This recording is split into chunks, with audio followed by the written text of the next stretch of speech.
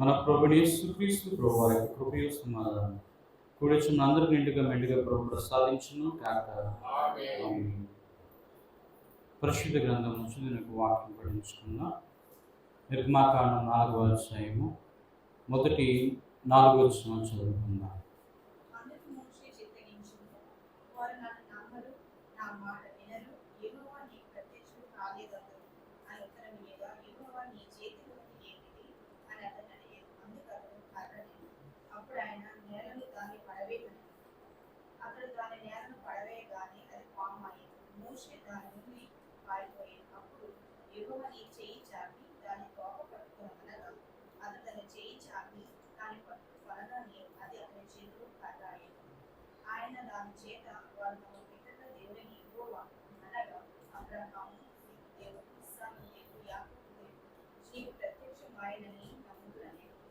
ప్రియమైన పిల్లరా, మరి దేవునికి మోషేగా చెప్తున్న మాట ఏంటంటే, నీకు దేవుడు ప్రత్యక్షం కాలేదు, నీకు దేవుడు ఏ మాట చెప్పలేదు కనుక వారు నమ్మరు అని ఎవరు చెప్తున్నారు? మోషే గారు చెప్తున్నారు. ఇప్పుడు ఎవరైనా ఏదైనా ఒక మాట చెప్తే దానికి ఏముండాలి? రుచి ఉండాలి. ప్రూఫ్ లేకుండా వింటారు ఎవరైనా? వినరు. నిజమే, ఇజ్రాయెల్ ప్రజలైన వారు నమ్మరు. ఆయన మాట నిజమే, వాస్తవమే. కానీ అలా నమ్మరు కనుక ఇలా అద్భుతం చేస్తే ఏం చేస్తారు? ఖచ్చితంగా నమ్ముతారు. ఏంటి అద్భుతం చేస్తే నమ్ముతారంటే, నీ చేతిలో ఉంది ఏంటి? నీ చేతిలో ఏముంది అంటే, చేతిలో గొర్రెలు కాచుకునేటువంటి కర్ర ఉంది. ఈ కర్ర మరి కింద పడవేయగానే ఏమైపోయింది? పాము అయిపోయింది. పాము అవగానే ఏం చేశాడు? అతను పరిగెట్టుకుంటూ పారిపోయాడు. చేతిలో ఉన్న కర్రే కదా, కింద పడేయగానే ఏమైపోయింది? పాము అవగానే పరిగెట్టాడు. మళ్ళీ దేవుడు అంటాడు, దాన్ని తోకపట్టుకోగానే ఏమైంది? మళ్ళీ కర్ర అయింది. కనుక దీన్ని బట్టి ప్రజలు ఏం చేస్తారు? నేను చెప్పానన్న సంగతి నమ్ముతారు. ఇంకా నమ్మకపోతే నీ రొమ్ము మీద ఏం చేయో, నీ చేయి పెట్టుకోగానే ఏమవుతుంది? కుష్టి వ్యాధి కలిగింది అవుతుంది. మళ్ళీ దాన్ని తీసేసి మళ్ళీ పెట్టుకో, మళ్ళీ నార్మల్ అయిపోతుంది. దీన్ని బట్టి ఏం చేస్తారు? ఖచ్చితంగా నమ్ముతారు. వాస్తవానికి ఈ రెండు ఎలా ఉన్నాయంటే, ఒక రకమైనటువంటి గారడీలాగా ఉన్నాయి. ఎలా ఉన్నాయి చెప్పండి?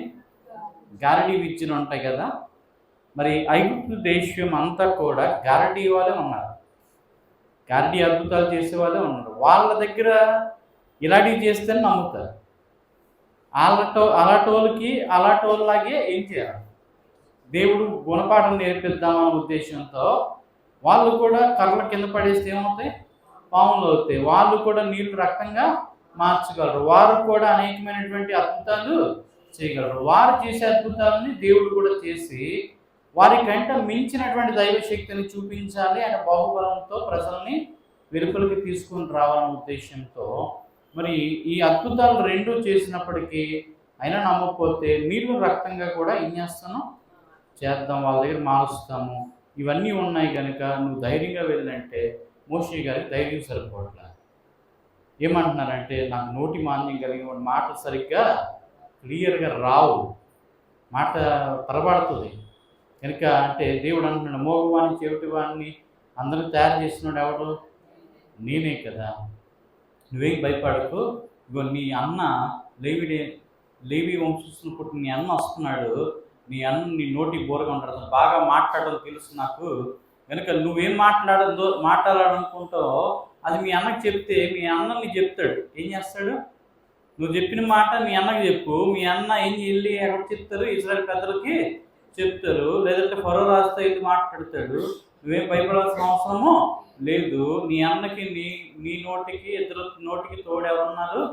నేనున్నాను, నువ్వు పద అంటే ఎవరైనా ధైర్యంగా ఉంటారో దిగులు చెందుతారండి. ఇంకా దేవుడు ఏం చెప్తున్నాడంటే, నిన్ను శత్రువుగా చంపదూసిన వాళ్ళు ఎవడో కూడా అక్కడ మనుషుడు లేరు. ఎందుకంటే నువ్వు అక్కడ ఉండి నువ్వు చేసిన ఘనకార్యం నాకు తెలుసు. నువ్వు చంపావు కనుక పగబట్టడానికి ఆ ఫరో రాజు లేడు, అక్కడ ఉన్నటువంటి నిన్ను బెదిరించిన వాడు ఎవడు కూడా లేరు కనుక అందరూ చచ్చిపోయారు. ఇప్పుడు నువ్వు నిరభ్యంతరంగా 40 సంవత్సరాల తర్వాత ఏం చేయొచ్చు? చక్కగా వెళ్ళొచ్చు. నిన్ను ఎవడు గుర్తుపట్టేవాడు కూడా అక్కడ లేడు అంటే ధైర్యం తెచ్చుకోవాల్సిన వాడు ఏం చేస్తున్నాడు? అధైర్యంతో భయపడుతూ చెప్తున్నాడు. చాలా సందర్భాల్లో దేవుడు పని చెప్తా అంటే భక్తుడికి భయం వేస్తుంది. ఎందుకు? సరిగ్గా చేయగలమో లేదో, అవుతుందో లేదో, పని జరుగుతుందో లేదో అనేటువంటి ఒక రకమైనటువంటి భయాందోళన అనేది ప్రతి ఒక్కరిలో కూడా ఉంటుంది. మా నాన్నగారు ఒరిస్సా అనగానే దేవుడు వెంటనే ఏం చేశారు? అమ్మ బాబాయ్ భాష నాకు రాదు, అక్కడికి వెళ్ళి నేనేం చేస్తాను, నా తెలుగు భాష ఎవరికి కూడా అర్థమో కాదు. కానీ తెలుగు వాళ్ళు లేరండి, 50% తెలుగు ఉన్నారు. తెలుగు వాళ్ళ మధ్యకెళ్ళి వాడతారు. అయితే ఇక్కడ ఉన్నంత భయంకరమైనటువంటి మరి మాటలు వినేవారైతే జనాలు తక్కువ వింటారు. కానీ ఎలాంటి మాటలు? అబద్ధాలు చెప్తే వింటారు, నిజం చెప్తే మాత్రం వినరు. కనుక అలాంటి అబద్ధ బోధకులు చెప్తే మాత్రం బాగా వినేసి జనాలు ఏం చేస్తారు? తండోపు వాళ్ళ దగ్గరికి వెళ్ళిపోతూ ఉంటారు. కనుక నిజం చెప్పినవాడు, దేవుడి మాటలు చెప్పినవాడి దగ్గరికి ఎవరు కూడా రారు. కనుక అలాగే మోషే గారిని దేవుడు అద్భుతాలు చేసేటువంటి శక్తి కలిగినటువంటి ఆ కర్ర ద్వారానే 10 అద్భుతాలు కూడా దేవుడు జరిగిస్తారు. కనుక మోషే గారు వెళ్ళి ఇత్రోనే తన మామకు చెప్పగానే వెంటనే సరే నాయన క్షేమంగా వెళ్ళి రా అన్నప్పుడు తన యొక్క భార్యని తన పిల్లల్ని వెంట పెట్టుకొని మరి వెళ్తుంటే సడన్గా మళ్ళీ దేవుని యొక్క దూత చేంజ్ చేస్తున్నారు, అటాక్ చేయడం అనేది జరుగుతూ ఉంది. కనుక ఏంటి సౌండ్ రైట్? సో ఈ విధంగా మనం చూస్తూ ఉంటే ఆ యొక్క వెంటనే దేవుడు అటాక్ చేయడానికి చూస్తారు. ఎవరికి? ఆ బిడ్డని వెంటనే ఆమె సున్నతి చేస్తుంది. ఇక నా పెనిడికి నేను రక్త సంబంధినిగా ఉంటాను అన్నట్టుగా, అంటే ఆమె అన్యరాలు కనుక వెంటనే సున్నతి జరగకపోతే ఏమవుతుందో దేవుని వాళ్ళు అవరు. వెంటనే దేవుడు ఎదుర్కోగానే ఏమవుతుంది? సున్నతి చేయగానే ఆ పిల్లడు బతికిపోయాడు. కనుక దేవుడికి ప్రతిదీ కూడా ఒక సిస్టమ్ ప్రకారంగానే వెళ్తారు. అక్కడ మోషే మనవడే కదా అని తన ధర్మశాస్త్రానికి తన వ్యతిరేకంగా ఆయన ఎప్పుడు కూడా పని చేయరు అన్న సంగతి ఇక్కడ మనం గమనించాలి. Rule is rule for all అన్నమాట. దేవుడు రూల్ పెట్టాడంటే ఆ రూల్ పామరుడికి వర్తిస్తుంది, పండితుడికి వర్తిస్తుంది, ఆయన క్లోజ్గా ఉన్నాడు కూడా ఏం చేస్తుంది? వర్తిస్తుంది. దానికి ఎవరు కూడా ఎగ్జామ్షన్ అనేది లేదు. ఒక విషయం గమనించాలి, దేవుడు అందరికీ సమానంగానే దేవుడు తీరుస్తున్నాడు. చాలా సందర్భాల్లో మన యేసు ప్రభువారు చెప్పినటువంటి ఒక ఉపమానం మనకి గుర్తు చేసుకుంటే మనకి సరైనటువంటి పద్ధతిలో ఒకటి అర్థం అవుతుంది. ఏంటంటే ప్రభు చెప్పినటువంటి ఉపమానంలో తెల్లవారుజామున కొంతమంది వస్తారు. వాళ్ళు పని చేయడానికి కూలీ అడుగుతారు. ఎంత కూలీ ఇవ్వండి అయ్యా, మేము పని చేస్తాం ఇదేనంటే అంతకు ఒప్పుకొని కూలీలను జాయిన్ చేసుకుంటారు. మరి కొంతసేపు అయిన తర్వాత మధ్యాహ్నం కొంతమంది వస్తారు, వాళ్ళకు కూడా కూలికి పెట్టుకుంటారు. వాళ్ళు ఏం అడగరు, అయ్యా మీరు ఎంత ఇస్తే అంత. అలాగే కొంత టైం అయిన తర్వాత లాస్ట్ మూమెంట్లో కూడా మరి కొంతమంది పనులు వస్తారు. వాళ్ళు కూడా దారిని పోతుంటే అయ్యా పని అంటే సరే వచ్చి చెయ్యండి అంటారు. ఇప్పుడు ఆ చివరి వచ్చిన వారికి ముందు పిలిచి ముందు అడిగిన వాడు ఎంత అయితే అడిగాడో అంత డబ్బులు ఇస్తాడు. అడగి ఇవ్వగానే ముందున్నాడు ఏమనుకుంటాడు? ఎప్పుడైనా చివరున్నోడికి ఎంత ఇచ్చాడంటే మనకి ఇంకా ఎక్కువ ఇస్తాడు అని అనుకుంటాడు. అయితే వాళ్ళకన్నా తర్వాత వచ్చిన వాళ్ళకి అలాగే ఇచ్చారు. వీళ్ళ దగ్గరికి వచ్చేసరికి అంతే డబ్బులు చేర్చి ఇచ్చారు. ఇస్తే వాళ్ళకి కోపం వచ్చింది, నేను తెల్లారి నుంచి నీ దగ్గర పని చేశాను, మాకు ఇంతే డబ్బులు ఇచ్చావు, మా తర్వాత వచ్చిన వాళ్ళకి అంతే ఇచ్చావు, వాళ్ళకన్నా తర్వాత వచ్చి చివరి వచ్చిన వాళ్ళు కూడా అలాగే ఇచ్చావు, ఇదేంటి అన్యాయం అన్నారు. నిజంగా చెప్పండి, అన్యాయమా న్యాయమా? అది అన్యాయమా న్యాయమా? అన్యాయమా? అన్యాయం అండి.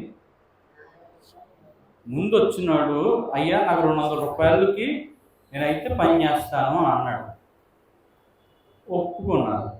అంటే ఏంటి? ఒడంబడిక అయిపోయింది, ఫిక్స్ అయిపోయింది, నీకు ఎంత అంటే ఎంత అని. మీరు ఎప్పుడైనా చూడండి, జాబ్ ఇంటర్వ్యూస్కి వెళ్ళినప్పుడు వాళ్ళు మనల్ని అడుగుతారు, how much you're expecting your salary అని అడుగుతారు. అయితే ఐ హ్యావ్ అన్ ఎక్స్పీరియన్స్, నాకు ఎక్స్పీరియన్స్ ఉంది కనుక నేను ఇంత ఎక్స్పెక్ట్ చేస్తున్నాను వాళ్ళు చెప్పిన తర్వాత ఆ కంపెనీ రూల్స్ అండ్ రెగ్యులేషన్స్ ప్రకారంగా ఎలా అయితే తీసుకుని ఇంత శాలరీని ఫిక్స్ చేయడానికి ఇతను అడిగిన దానికి శాలరీ ఇస్తారు. ఈ వ్యక్తి ఎవరైతే ఉన్నారో ఆ వ్యక్తికి ఇంత శాలరీ అని ఇతను మాట్లాడేసుకున్న తర్వాత ఇతను పక్కనోడు ఇంకోడు, ఇతను ఫ్రెండే, ఆ పక్కనోడు ఇంకోటి వస్తాడు. వచ్చిన తర్వాత ఇతను ఒక 25,000కి ఫిక్స్ చేసుకుంటే శాలరీ, అతను వచ్చి నాకు 35,000 ఇస్తేనే చేస్తాను అంటాడు. అతని పెర్ఫార్మెన్స్, అతని తాలూకా మొత్తం రెజ్యూమ్ అన్నీ చూసిన తర్వాత వాళ్ళు 35,000 ఇస్తారు అతనికి. ఎంతగా అడిగారు? 35,000. వీడు 25,000 అడిగినోడు, ఆడు నా ఫ్రెండే, నేను కూడా మేమిద్దరం MBA చేసాం, వాడికి 25 ఇచ్చి నాకు ఎందుకు, వాడికి 35 ఇచ్చి నాకు ఎందుకు 25 ఇస్తున్నామని అడిగితే ఒప్పుకుంటారా కంపెనీ వాళ్ళు? నువ్వెంత అడిగావు, ఎంత ఎక్స్పెక్టింగ్ చేస్తున్నావు అన్నప్పుడు నువ్వు 25 అన్నావు. 25 అన్నప్పుడు నీకు 25 రాసేసి నీకు ఆఫర్ లెటర్ ఇచ్చాను. వాడు 35 అయితేనే ఒప్పుకుంటా, లేకపోతే లేదన్నాడు. వాడు 35 ఇచ్చాను. అడిగినంత ఇస్తున్నా. ఇది మా కంపెనీ యొక్క రూల్. నువ్వు అడిగేవి ఎంత ఇచ్చాను, అంతేగాని వాళ్ళకి మాకు ఒకటి ఇవ్వాలంటే మాత్రం రూల్ కుదరదు. యేసుప్రభువు వారు అలాగా వాళ్ళు అడిగాడు, ఒడంబడికి చేస్తున్నారు కనుక వాళ్ళకి అంత ఇచ్చాడు. వాళ్ళు ఒడంబడికి చేయలేదు, అయ్యా నువ్వు ఎంత ఇచ్చినా పర్లేదు అన్నారు కనుక యజమానికి ఇష్టమైంది. వాళ్ళ పని కూడా బాగుంది, ముందు వచ్చిన కన్నా వీళ్ళు కూడా పని బాగానే చేశారు, నచ్చింది, వాళ్ళకి డబ్బులు ఇచ్చారు. ఇచ్చేవాడిని నేను, పుచ్చుకునే వాళ్ళ అయితే నీకెందుకు మధ్యలో బాధ? అవునా కదా? అలాగా దేవుడికి ఎవరంటే కూడా ఏం లేదండి, తారతమ్యము లేదు, వ్యత్యాసం లేదు. మనం గమనించాలి ఎప్పుడు కూడా. ముందు వచ్చిన వాళ్ళకి ఒకలాగా, వెనక్కి వచ్చిన వాళ్ళకి ఒకలాగా ఎవరు చూడరండి? దేవుడు చూడటం. కొత్తగా వచ్చిన ఒక విశ్వాసకి సేమ్ అదే ప్రేమ. ఎప్పుడో 10 సంవత్సరాల నుంచి వచ్చిన విశ్వాసకి కూడా అదే ప్రేమ ఎవరు చూపిస్తారు? దేవుడు చూపిస్తారు. అంతేగాని ఇప్పుడు చివరికి వచ్చిన వాళ్ళకి మరి అంటే ఎప్పుడు ఈ మధ్యన వచ్చిన వాళ్ళకి ఎక్కువ ప్రేమించేసి ఎప్పుడో 10 సంవత్సరాలు ఉన్న వాళ్ళు తక్కువగా ప్రేమించారు అంటే దాని వ్యత్యాసం అనేది ఎవరిలో ఉంటుంది? మనిషిలో ఉంటుంది, కానీ ఎవరిలో ఉండదు? దేవునిలో మాత్రం ఎటువంటి వ్యత్యాసమో కనిపించదు, ఎటువంటి తారతమ్యమో లేదు. కనుక ప్రియమైన జనుల దేవుడు అందరికీ సమానంగా. అందుకని ఒక యాపిల్ ట్రీ దగ్గరికి వెళ్ళండి, అది తీయని యాపిల్ కాస్తే అందరికీ తీయని యాపిల్ ఇస్తుంది. ఒక పుల్ల మామిడికి చెట్టు దగ్గరికి వెళ్తే పుల్లగా ఉన్న మామిడికి ఈవెన్ దేవుడు అడిగినా కూడా పుల్లని మామిడికి ఇస్తుంది, కానీ తీయని మామిడికి అది ఇవ్వదు. ఎందుకు? దానికి ఉన్న గుణమే పులుపు. దానికి ఉన్న గుణం ఏంటి చెప్పండి? పులుపు. పొల్లన్నది పొల్లందే వేస్తుంది, తీయంది వేస్తుంది. అలాగే దేవుడు అంటాడు, మీరు చెడ్డవారై ఉండి మీ పిల్లలకు మంచి ఈవులు నీయని ఎరిగి ఉండగా మీ పరలోకపు తండ్రి మరీ శ్రేష్టమైనవి ఇవ్వరా అన్నట్టుగా దేవుడు అందరికీ శ్రేష్టమైనటువంటి రీతిగానే దీవిస్తాడు. ఇశ్రాయేలు ప్రజలైన వారి మీద దేవుడు తన కృపను చూపిస్తున్నారు కనుక అబ్రహాము, ఇస్సాకు, యాకోబులకు దేవుడు చేసిన వాగ్దానాన్ని మరిచిపోకుండా జ్ఞాపకం చేసుకొని రక్షించడానికి మానవ మాతృలైన వారిని బతిమాలుకుంటున్నాడు. చూడండి, దేవుడికి అవసరమా చెప్పండి? ఇంత బతిమాలు కూడా అవసరం అండి? నోరు మూసుకొని వెళ్ళు అని అంటే అవదా? మూసుకొని వెళ్ళు అంటే అవదా? దేవుడు కోపపడ్డాడు. మోషే అలా నా నోటి మాంద్యం అది ఇది అంటే మోషేకి మీద దేవుడికి కోపం వచ్చింది. కోపం వచ్చిందంటే మామూలు కోపం వచ్చింది, లేకపోతే తీసిపెట్టుకుని పీకితే భూమి ఖర్చిపోతాడు అక్కడే. ఎవరండి? కోపం వచ్చింది కానీ ఏం చేయలే, సముదాయించి చెబుతున్నాడు దేవుడు. అందుకని దేవుడికి కోపం వస్తుందండి. మనకు రాదా కోపం? మనకు వస్తున్నప్పుడు దేవుడికి రాదా కోపం? కోపం అన్నా సరే దీర్ఘశాంతం కలిగినటువంటి దేవుడు కనుక దేవుడు ఎల్లప్పుడూ కోపించేవాడు మాత్రం కాదండి. కనుక ఆయన కోపానికి ఒక న్యాయం ఉంది, అర్థం ఉంది, పరమార్థం అనేది ఉంది. కనుక దేవుడు గొప్పవాడు. దేవుడు మనం ఎప్పుడు కూడా ఏం చేయాలనే మాటను గౌరవించాలి, ఆయన మాటకి లోబడాలి, ఆయన మాటను ప్రేమించాలి, ఆయన మాటను ప్రేమించాలి. కానీ మోషే మాటకి ఏం చేస్తున్నాడు? సాకే చెప్తున్నాడు తప్ప వినయ మనస్సు ఒకరావు కూడా ఏం చేయట్లేదు, మాట్లాడు. ఎంతసేపు నన్ను వదిలే బాబు నేను వెళ్ళిపోతానని పారిపోతానని లెక్కలో ఉన్నాడు తప్ప, ఎస్కేపిజంలో ఉన్నాడు తప్ప దేవుడు ఇంత పెద్ద పని ఇస్తున్నాడు అని, ఎంతో ఘనమైన పని, నాకు ఇంత ఆధిక్యత దొరుకుతుంది అని సంతోషపడట్లేదు ఇతను బాధ ఏంటో తెలుసా? నాకు ఎందుకు బాబు ఈ గోళ అని చెప్పి ఈచికి ఏం చేద్దాం, పక్కకి వెళ్ళిపోతాం, ఇంకెవరో చూసుకోమంటున్నాడు. చూడండి ఎంత చక్కగా చెప్తున్నాడు. ఏమంటున్నాడండి? ఇప్పుడు చూడండి 13వ వచనంలో, అందుకు అతడు, అయ్యో ప్రభువా, నీవు పంపదలిచిన వాడినే పంపమనగా ఆయన మోషే మీద కోపపడి, లేవీయుడగు నీ అన్న అయిన అహరోను లేడా, అతడు బాగా మాట్లాడగలడని నేను ఎరుగుదును. ఇదిగో అతను నిన్ను ఎదుర్కొని వచ్చున్నాడు, అతను నిన్ను చూసి తన హృదయమందు సంతోషించును. ఈయన ఏమంటున్నాడు చెప్పండి? అందుకు అతడు, అయ్యో ప్రభువా. ఏ ప్రభు అంటండి? అయ్యో ప్రభు అంటే ఎంత బాధ వచ్చేస్తుందో మోషేకి. అయ్యో ప్రభువా అంటున్నాడు. నీవు పంపదలిచిన వాడినే పంపమనగా, నీకు ఎవరు పంపాలనుకుంటే వాళ్ళు పంపించు, నాకెందుకు మంచిది ద్వారా అన్నట్టుగా. అంటే దేవుడు అతను చెప్తున్నాడు. కోపం వచ్చిందని కోపపడి, లేవీయుడగు నీ అన్నయ్య అహరోను లేడా, అతడు బాగా మాట్లాడగలడు, నీ ఎదుగుదును. ఇదిగో అతను నేను ఎదుర్కొని వచ్చును, అతను నిన్ను చూసి తన హృదయం సంతోషించును. నీవు అతడితో మాట్లాడి అతని నోటికి మాటలు అందించవలను, నేను నీ నోటికి అతని నోటికి తోడియండి, మీరు చేయవలసిన దాన్ని మీకు బోధించెదను. ఏమంటున్నాడు చెప్పండి? బోధించెదను. అతడే నీకు బదులు జనులతో మాట్లాడును, అతడే నీకు నోరుగా ఉండును, నీవు అతనికి దేవుడుగా ఉండు. ఎంత మంచి మాట చెప్పాడు చూడండి. ఇలాగ అనుకున్నందుకు పైనుంచి తిరిగేసాడు కింద. ఎవరిని? లూసిఫర్ గారు. దేవుడు అంతటి వాడిని నేను కూడా దేవుడు అవుతానంటే ఏం చేశారు? పైనుంచి తన్ని తోశారు కిందకి. కానీ ఈ మనిషిని మాత్రం ఏమంటున్నాడు చెప్పండి? నీకు నీ అన్నకి దేవుడుగాను, జనులకు దేవుడుగాను, ఫరోకు కూడా దేవుడుగా. ఎవరికంటండి? ఫరోకు కూడా దేవుడుగా నియమిస్తున్నాడు. ఇలాంటి మాట ఎంటైర్ బైబిల్లో ఎక్కడా దేవుడు పలకరు. గుర్తుపెట్టుకోండి. మోషేకి ఇచ్చినటువంటి ఆప్షన్ కానీ, మోషేకి ఇచ్చినటువంటి ప్రిఫరెన్స్ కానీ, మోషేకి ఇచ్చినటువంటి ఘనమైనటువంటి బిరుదాంకితమైనటువంటి దేవుడు అనే పదం ఆపాదించబడటం ఒక మోషేకి మాత్రమే అది వర్తించింది. సంపూర్ణమైనటువంటి బైబిల్లో దేవుడు అనే పదము ఒక మనిషికి దేవుడు ఎక్కడ పెట్టలేదు. అయితే దేవుడు అన్నాడు, మీరు దైవములని నేను అంటిని అని 82వ కీర్తనలో దేవుడు దైవ సమాజం మధ్యన, దైవముల మధ్యన ఏం చేస్తున్నాడు? తీర్పు తీర్చుచున్నాడు. దైవములను ఎవరంటారు? దేవుని వాక్యం ఎవరికి వచ్చునో వారే దైవములని నేను అంటిని.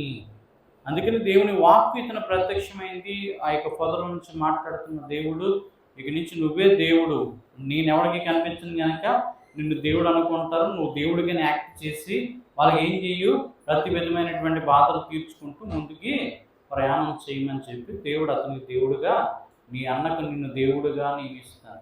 ఇతనికి ఎంత చెప్పినా కూడా ఏం చేయట్లేదండి? ఆ దేవుడనే పదం కూడా ఇతనికి నచ్చట్లేదు అన్నమాట.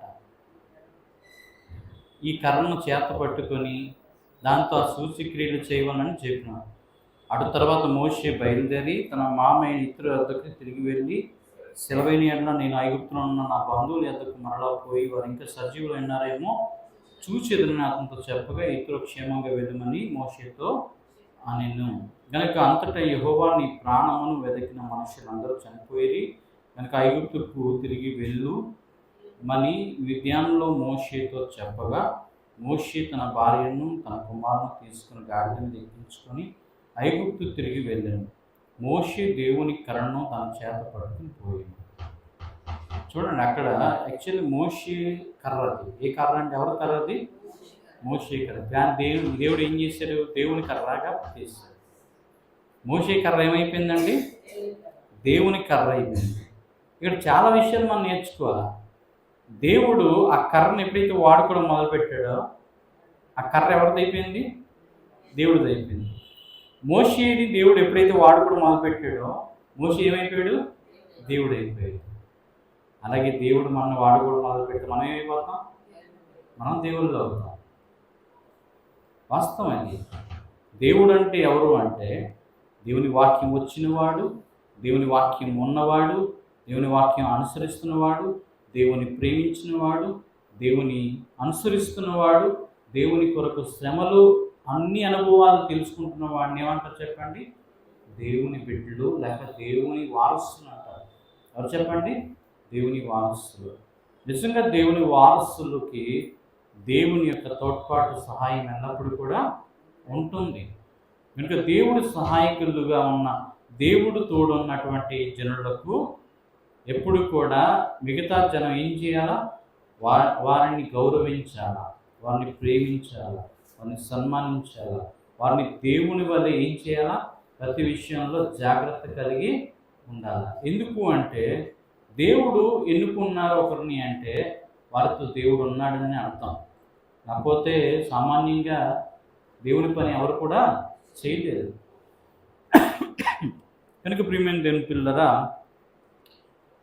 అక్కడ జరిగినటువంటి సంఘటన మనకు తెలుసు. సిపోరా వాడిని రాయి తీసుకొని తన రక్త సంబంధాన్ని ఏర్పాటు చేసుకోవడము, దాని తర్వాత అహరోను ఎదుర్కొని అతను ముద్దు పెట్టి తర్వాత దేవుడు చెప్పిన విషయాలన్నీ కూడా ఇద్దరు చర్చించుకోవడం, తర్వాత మోషే అహరోను వెళ్ళి ఇశ్రాయేలు పెద్దలందరినీ పోగు చేసి యెహోవా మోషేతో చెప్పిన మాటలను అహరోను వివరించి జనులు ఎదుట ఆ సూచక్రియలను చేయగా జనులు నమ్మిరి.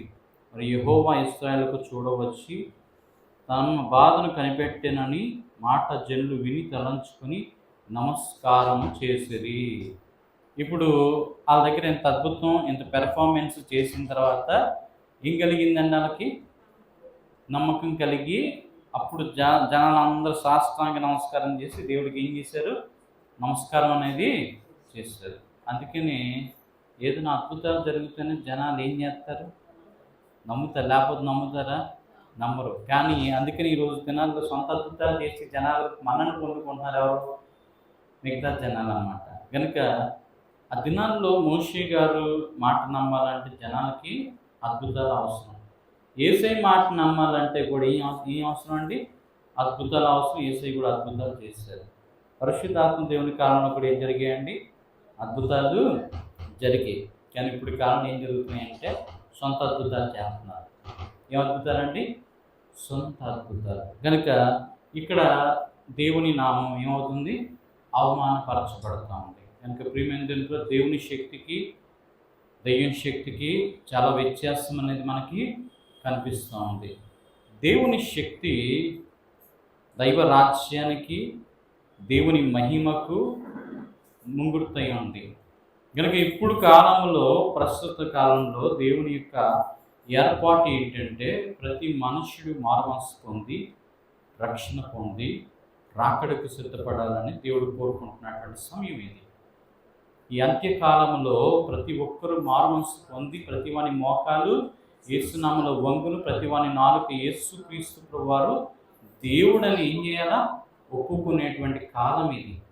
ఇలా ఒప్పించంటారా బాబు అంటే ఇంకో రకంగా ఏం చేస్తున్నారు? ఒప్పించేటువంటి పరిస్థితి వచ్చింది. ఇప్పుడు జనాలకి ఏమందాలి అంటే దేవుని రాజ్యం గురించి అందాలి. ఇప్పుడు వారికి ఇజ్రాయెల్ ప్రెసిడెంట్ వారికి ఏం చెప్పడానికి మోషే వెళ్ళాడు అంటే ఇక్కడి నుంచి విడిపించుకొని దేవుడు తీసుకుని మిమ్మల్ని ఎక్కడ నడిపిస్తాడని? పాలు తిని ప్రపంచ దేశాన్ని నడిపిస్తాడు. వెంటనే పిలిచేస్తే అందరూ వెళ్ళిపోయి వచ్చారా? లేదు. ఇప్పుడు వీళ్ళు చెప్పిన పెద్దలతో మాట్లాడిన మాట పెద్దలు వెళ్ళి ఏం చేశారు? ప్రజలందరికీ కూడా చెప్పి ప్రజలందరికీ నచ్చ చెప్పి ఆ ప్రజలందరూ ఒప్పుకోవడానికి ఎంత టైం పడుతుంది? మధ్యలో ఏమన్నా మంచి జరిగింది వీళ్ళకి? చూడండి, రేపటి నుంచి వీళ్ళకి తాట తీసేస్తాడు ఎవరు? ఫరో అన్నమాట. కోపంతో ఏం చేస్తాడు? వీళ్ళకి మరీ ఊరుకుంటుంటే ఏం చేస్తున్నారు? సోమరపోతులు అయిపోతాను తిట్టి మరీ కొట్టి వీళ్ళకి గడ్డి ఇవ్వకుండా మీరే కూర్చుకొని ఏం చేయండి, ఇటుకలు లెక్క తగ్గిందంటే ఒక తీర్చేస్తానని ఏం చేశాడు? ఇంకొంచెం గట్టిగా వార్నింగ్ ఇచ్చేటువంటి పరిస్థితి వస్తుంది. ఇప్పుడు ఇతర పెద్దలందరూ కూడా నీకు నమస్కారం బాబు, నువ్వు వచ్చిన తర్వాత మా పని ఏమైంది? మంచిగా ఉన్నోడనేమో తీసుకొచ్చి ఏం చేసేవాడు? ఇంకొంచెం శ్రమ పాలు చేసి మమ్మల్ని చంపడానికి వచ్చావు. అసలు ఆ దేవుడు ఎందుకు అనిపించాడు, నువ్వు ఎందుకు చెప్పావు అని ఏం చేసి విసుక్కునే పరిస్థితికి వచ్చింది. అందుకని ఎప్పుడు చూడండి, సువార్థికుడు, నిజమైన సువార్త ప్రకటించేవాడు దేవుడి మాటలు చెప్పినప్పుడు ఆ ఇంట్లో సోదకుడు వెళ్తాడు. ఎవరు వెళ్తారు చెప్పండి? సాతానుగాడు వెళ్తాడు.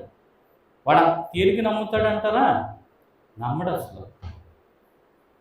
ఒకసారి మేము ఒక అన్యుల గృహానికి వెళ్ళాము. మా నాన్నగారు నేను వెళ్ళి సువార్త ప్రకటిస్తే ఆవిడ కళ్ళు మూసుకుంటే కోటి సూర్యకాంతిలో ప్రభు యొక్క దర్శనం ఆమెకి కలిగింది. ఆవిడ ఒకప్పుడు ఇందిరాగాంధీ గారు ఉన్న టైంలో ఈ పరంపరకి చైల్డ్ పర్సన్, ఆవిడ మేయర్గా పనిచేసింది. అలాంటి వ్యక్తి ముసలావిడ ప్రభు కనిపించారని ఆవిడ జై జీసు జై జీసు అంటుంది. ఎప్పుడు జై జగన్నాథ్ అనే వ్యక్తి ఏం చేస్తుంది? ఇప్పుడు జై జీసు అంటుంది. ఆవిడ వెంటనే నమస్కారం పెట్టేసి దండం పెట్టేసి ప్రార్థన చేస్తానంటే చేతులు కాళ్ళు ఏం చేస్తున్నాయి, ఉనికిపోతున్నాయి. ప్రభువు చూశానని చెప్పేసి ఆ దర్శనం చూశానని ఆవిడ వెంటనే ఏం చెప్పిందో తెలుసా అండి, ఈ రోజు నుంచి నేను ప్రభువుకి నా మనసు ఇచ్చానని చెప్పింది. అంటే అది ఇంట్లో శోధన మొదలైపోయింది. ఇప్పుడు ఆ కొడుకుకి, మనవడికి, కోడలకి అందరికీ కూడా చెప్పింది ఆవిడ, ఈ రోజు నుంచి మా ఇంట్లో యేసు ప్రభువే దేవుడు అని చెప్పగానే వీళ్ళు ఊరుకుంటారా? వీళ్ళు ఫోన్లు చేస్తారు ఎవరికి, బంధువులకి, మిత్రులకి, సొంత వాళ్ళందరికీ కూడా ఫోన్లు చేసి అమ్మకు పిచ్చి పెట్టినట్టు ఉంది, యేసు అని తలొచ్చి మమ్మల్ని అందరూ మారిపోమంటుంది. ఇప్పుడు వాళ్ళ ఇంట్లోనే వాళ్ళు స్థలంలో టెంపుల్ కడుతున్నారు, గుడి కడుతున్నారు. ఈ అర్ధాంతరం ఈ మనిషి మారిపోమంటే అలా టెంపుల్ ఏం చేస్తారు, వీళ్ళ పరుగు ఏమవుద్ది, వాళ్ళకి మొత్తం అంతా కూడా ఏమైపోతుంది, సిస్టమ్ అంతా కూడా ఇదే, పొలిటికల్ కెరీర్ అంతా కూడా ఇదే అయిపోతుంది. అయితే వాళ్ళకు సంబంధించినటువంటి వ్యక్తులందరూ కూడా మినిస్టర్స్ అప్పుడు వాళ్ళ ఇంటికి వచ్చి ఈవిని సముదాయించి, లేదు లేదు నీకు వేరే ఏదో గాలి చల్లింది పదాను అని చెప్పి ఆమె కారు ఎక్కించుకొని తీసుకుని పూరికి తీసుకెళ్ళి పూరి నది స్నానం చేసేసి వచ్చిన తర్వాత 7 వారాలు ప్రార్థన ఉండాల్సింది నా ఇంట్లో 3 వారాలు జరిగి 4వ వారానికి ఆడ ఫోన్ ద్వారా తెలియజేసింది ఏంటో తెలుసా, అయ్యా ఒంట్లో బాగోలేదు, ఒకప్పుడు నా మాటే మా ఇంట్లో ఏంటి శాసనం, ఈరోజు ఒంట్లో బాగోలేదని వీళ్ళందరూ చూడు నన్ను వంచి మరి ఎక్కడ తీసుకెళ్ళారు, అక్కడికి తీసుకెళ్ళి నాకు అక్కడ మొక్కించి తీసుకొచ్చారు. నాకు నిజంగా మనసులో ఏమన్నదైతే యేసే ఉన్నాడు, నేను చెప్తున్నాను, యేసు ప్రభువుని నేను మనసులో కొలుస్తున్నాను, నా కోసం మీ చర్చలు మాత్రం ప్రేయర్ చేయండి, వీళ్ళని దాటి నేను రావడానికి నా ఒంట్లో ఆరోగ్యం సహకరించట్లేదు, నా కోసం ప్రార్థన చేయండి. చూడండి, ఎంత దేవుడు కనిపించినా కూడా దుష్టుడైన సాతానుగాడు ఏం చేస్తున్నాడు, ఎంత అడ్డుకుంటున్నాడు అనే సంగతి మనం ఒకసారి గమనించాలి. అందుకని అంత ఈజీ కాదండి. ఈ ఊర్లో అడుగు పెట్టినప్పుడే అక్కడ ఉన్నటువంటి కాళీ మందిరంలో ఉన్నటువంటి దేవత వచ్చి మా నాన్న ఏం చేసింది, ఈ యొక్క సుందరం గారి ఇంటి పైన పడుకున్నప్పుడు తీసి పెద్దగా అరిసి కేకలేసి, ఈ ప్రదేశానికి వచ్చావు, ఇది నా ప్రదేశము, నీ అంతు చూస్తా, నీ కుటుంబం అంతు చూస్తా అని గట్టిగా బెదిరించి గజ్జలు మోగించి మా ఇంటికి వచ్చింది. ఎక్కడికి, విజయవాడ పట్టణానికి వస్తే దేవదాసయ్య గారు ముసలాయన వచ్చి అందరూ కూడా పడుకున్నారని, మీ మీదకి ఆపద రాబోతున్న అందరూ లేచి మోకరించి దేవుని రక్తస్తుతి చేయండి అని గట్టిగా ఆయన కొట్టగానే అందరినీ కూడా, మరి ఎందుకు లేచామో తెలియదు, ఎందుకు మోకరించామో తెలియదు, ఎందుకు ఏ రక్తం చేయమని అందరం చెబుతున్నాం కూడా ఎవరికి అర్థం కాదు.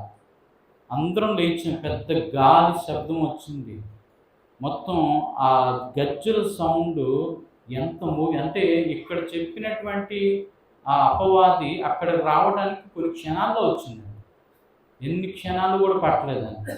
అంటే అంత సౌండ్ వచ్చేసరికి అందరం లేచి ఎలుగెత్తి ఏసు రక్తమేజం, ఏసు రక్తమేజం, ఏసు రక్తమేజం ఒక అరగంట వరకు రక్తశుద్ధి చేసిన తర్వాత దాని సౌండ్ గజ్జలు అన్నీ కూడా అంతర్ధానం అయిపోయి వెళ్ళిపోయింది.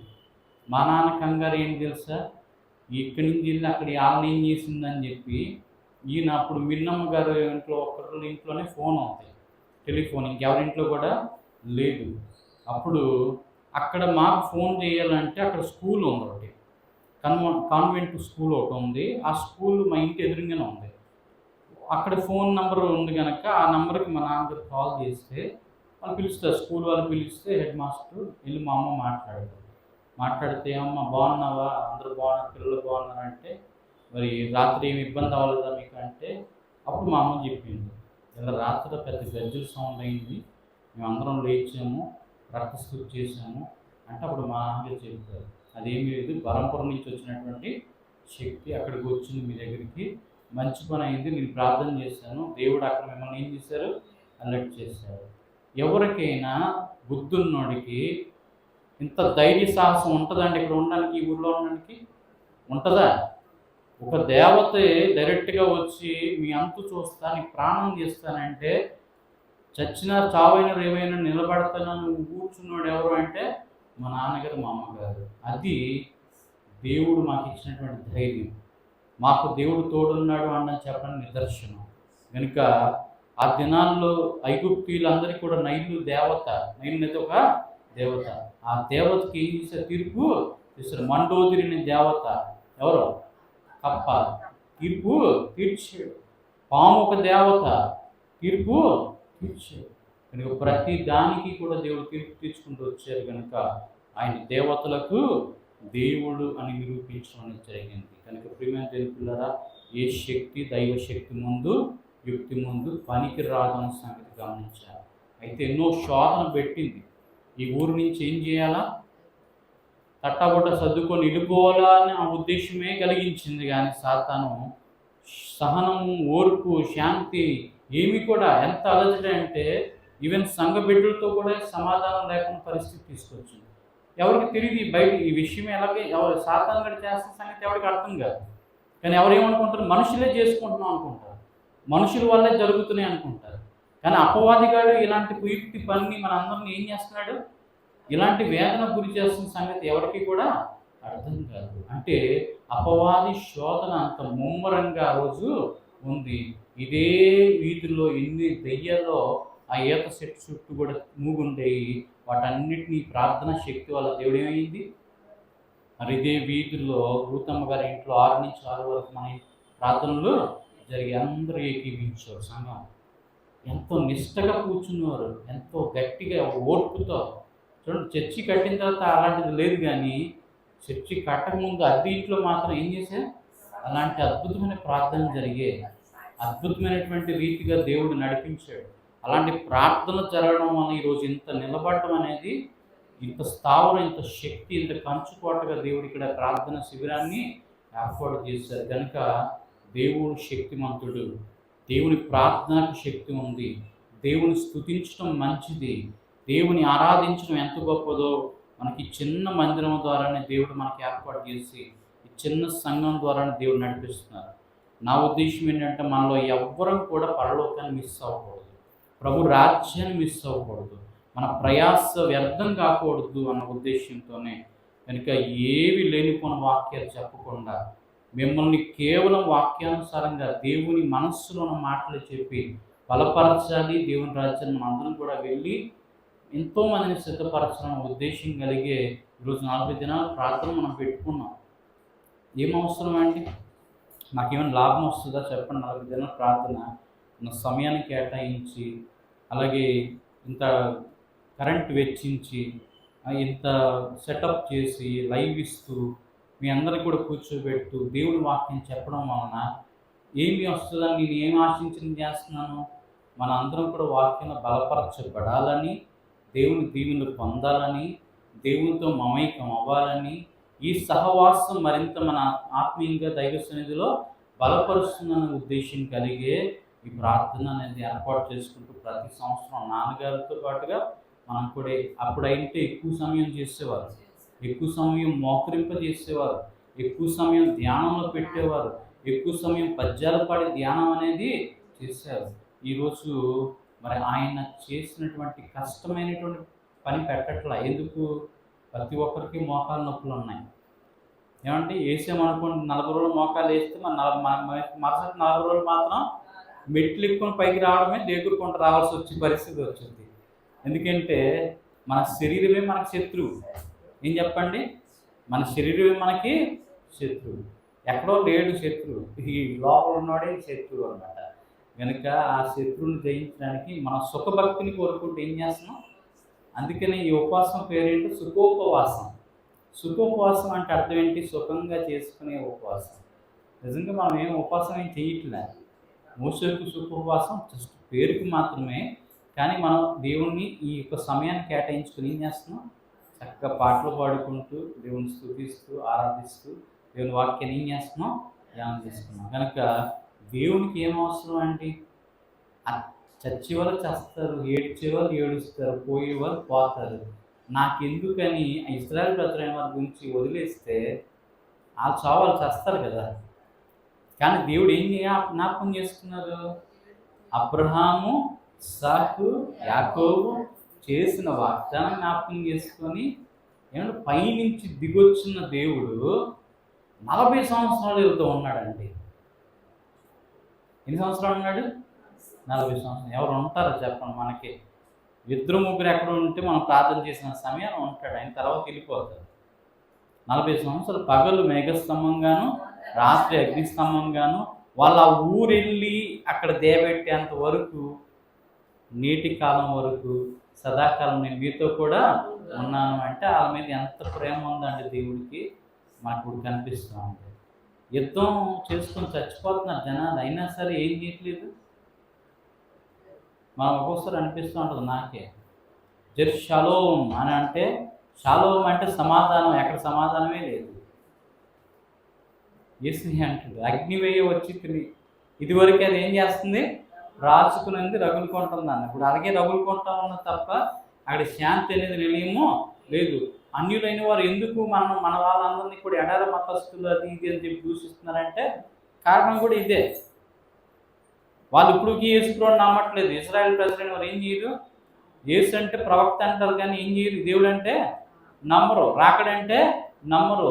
ఏమి నమ్మకాలు సరైనటువంటి పరిస్థితులు వాళ్ళు లేరు. ఎంతో కొంతమేరకు క్రైస్తవులు ఉన్నారు తప్ప మ్యాక్సిమం జనాలు ఏం చేయరు? యేసు దేవుడు అంటే మాత్రం ఏం చేయరు? నమ్మట్లేదు. మనం నమ్ముతాం, మనకున్న విశ్వాసం కూడా వాళ్ళకి లేదండి. అందుకే వాళ్ళు విమర్శిస్తున్నారు. వాళ్ళ విమర్శకు సహేతుకమే కానీ వాళ్ళ విమర్శ వాళ్ళు చేయకుండా ఉంటే మంచిది అన్నమాట. ఎవడు దాన్ని వాడు విమర్శించుకుంటే మంచిగా ఉంటుంది. పక్కనోడు దాన్ని విమర్శించి ఏం చేస్తారు చెప్పండి? ఎవరింటి గొడవలు వాళ్ళకు ఉంటాయి లేవా? ఎవరి తలనొప్పి వాళ్ళకు ఉన్నాయి, ఎవరి ఇంటి గొడవలు వాళ్ళకు ఉంటాయి, ఎవరి మతంలో వాళ్ళ గొడవలు ఉన్నాయి, వాళ్ళ డిస్కషన్లు వాళ్ళకు ఉంటాయి. తప్పు ఉంటుంది, రైట్ ఉంటుంది. అది వాళ్ళు చూసుకోవాలి తప్ప పక్కనోడి దగ్గరికి వచ్చి పక్కింట్లో ఒక సందర్భంలో ఉంటాయి చూడండి, కామెడీగా మన రీల్స్ పెడుతుంటారు. పక్కింట్లోని గొడవలు ఆడుకుంటూ ఒక్కొక్క వెళ్ళి గోడ మీద చూస్తుంటే తప్పేసుకుంటే ఏమవుతుంది? ఆ కుక్క దెబ్బ తలకి పైకి పడిపోద్ది అక్కడ అన్నమాట. అలాగా ఎందుకు తొంగి చూడ పక్కింట్లో ఏం జరుగుతుంది, ఆ గొడవలు ఏంటి, ఈ గొడవలు ఏంటి అని చూడాల్సిన అవసరం ఏమి కూడా లేదు. అలాగనమాట ఈ రాధా మనోహర్ దాస్కి, ఇంకా ఉన్న కరుణాకర్ సుగుణకి, వీళ్ళందరికీ ఏం లేదు చెప్పండి? ఈ పక్కింటి గొడవలు ఎక్కువ అనమాట. వాళ్ళ ఇంట్లో గొడవలు అని చూసుకోవట్లేదు. పక్కన బైబిల్ గ్రంథంలో ఏముంది, పక్క గ్రంథాల్లో ఏమున్నాయి, అందులో ఏం కెలుగుతాం అన్నమాట. ఎందుకు అనవసరం? ఎందుకు ఎవడింటి గోలాడు చూసుకొని ఎవడింటి కంపాడు శుభ్రం చేసుకుంటే సరిపోతాయి. కనుక వాళ్ళ దగ్గర ఏమీ లేనట్టు సెంటు కొట్టుకొని ఏం చేస్తారు? బయటకు వచ్చి నేను పూల రంగులాగా నా శుభ్రంగా నేను సెంటు కొట్టుకున్నాను కనుక నా సువాసన ఉంది అనుకుంటే సరిపోదు. యేసుప్రభువు చెప్పిన మాట ఖచ్చితంగా వారికి వర్తిస్తుందన్నమాట. మీ హృదయం అంతా కూడా అజితేంద్రంతోనూ దోపుతోనూ సొంతం కొట్టిన సమాధులు మీరు పోలి ఉన్నారు. ఇలాంటి వాళ్ళందరికీ ఆ మాట వర్తిస్తుంది. శాస్త్రులు పరిశీలన వారు అంటే ఈరోజు వీళ్ళే. అన్ని మత గ్రంథాలు మాకు తెలుసు అనుకుని విరవీగి శాస్త్రులు పరిశీలి ఎవరు చెప్పండి? వీళ్ళ దేవుడు ఉద్దేశించి అంటాడు, లోపలేమో కంపు, బయటికి ఏమో ఇంపు. ఏం చేస్తారు? సుగంధ ద్రవ్యాలు పూసి పైన సమాధుల మీద ఏం చేస్తారు? అలా పూసినట్టు వాళ్ళ జీవితాలు అలా ఉన్నాయి. కనుక ప్రతిదీ కూడా ఎవరికాలు ఏం చేయాలో ఓన్ సెల్ఫ్ స్టడీ చేసుకొని సరి చేసుకోవడానికి మంచిది. దేవుడు అనే కాన్సెప్ట్ వచ్చినప్పుడు ఎవరి జోలికి వెళ్ళకూడదు. దేవదాస్ దగ్గర చెప్పిన మాట అదే, ఏ మతమును కానీ ఏ మనిషిని కానీ ద్వేషించరాదు, దూషించరాదు, తెలియని విషయం దేవుని అడిగి తెలుసుకున్నాను. ఎందుకు? పరమతాలు వాళ్ళ పేర్లు కానీ ఊరు కానీ అనవసరం, ఎత్తాల్సిన అవసరము లేదు. నీకు నచ్చితే ఎత్తు, లేకపోతే మాని, అంతే. కనుక వేరే అన్య నామాలని మనం ఏం చేయకూడదు? ఎత్తి దూషించకూడదు. దేవుడి వాక్యమే చెప్తుంది అది. కనుకనే ఎవరైనా దూషించవలసిన అవసరం మనకి లేదు. దేవుని వాక్యాన్ని ఉన్నట్టుగా చెప్పుకుంటూ దేవునిలో సంతోషించి దేవునిలో మనము అడితేరి దేవుని రాజ్యం వరకు వచ్చేవాడు వస్తాడు, రానోడు రాడు. కనుక అటువంటి రీతిగా మోషే గారికి దేవుడు ఇచ్చినటువంటి బాధ్యతను మరి మోషే గారు నిర్వర్తించడానికి వెళ్తున్నటువంటి రోజులు మనకు ముందు వస్తున్నాయి. కనుక ఒక్కొక్క అధ్యాయం మనం ఏం చేస్తున్నాం? ధ్యానం చేస్తుంది. నేటి ధ్యానం ద్వారా దేవుడు మనకు విలువైన సంగతులు బోధించి నడిపించును గాక. ప్రార్థన చేసుకుందాం.